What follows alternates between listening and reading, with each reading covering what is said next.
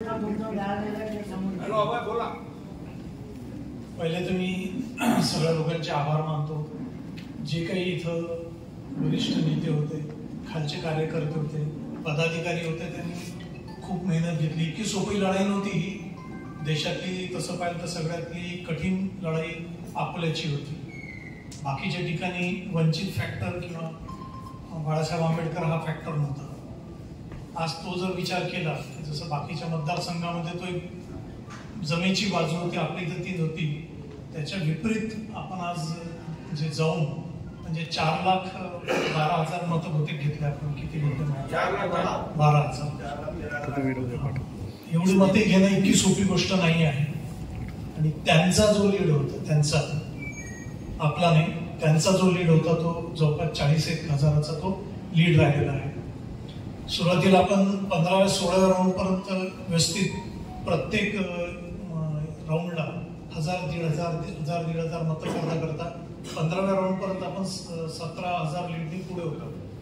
पण नंतर थोडंसं एकदम लीड कुठं गेला, शहराचा जो भाग होता, अकोला शहराचा भाग म्हणजे तिथंच म्हणजे जो हिंदू बेल्ट आपण म्हणतो, तिथं आपण थोडंसं कमी पडलो। जे मी पाहिलं, आता मी बसून सगळंच पाहत होतो, सगळ्या गावांचे हे करत होतो। मला वाटतं इतकी लढाई सोपी नव्हती आपली, पण आपण खूप चांगली खांद्यावर घेतली। प्रत्येकाने इथं मेहनत केली।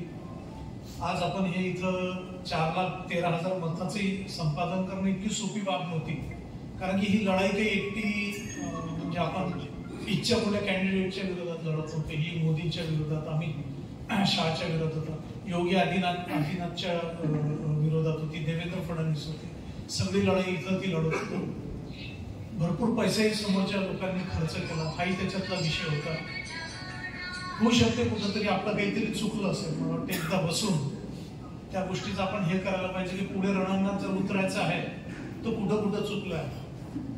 कारण की आता येताना विधानसभा आहे, जिल्हा परिषद आहे, त्या जर लढायच्या असतील तर ते जे कॅन्डिडेट्स आहेत, त्याचे इच्छुक कॅन्डिडेट्स आहेत, ते त्या लढाईसाठी याच्यातनं काही धडा शिकतील का, याच्यातनं काय हे करतील का, मॅनेजमेंटमध्ये कुठं व्यवस्थित करतील का, आणि काय कसं काय मॅनेज करायला पाहिजे पुढचं येणारं इलेक्शन।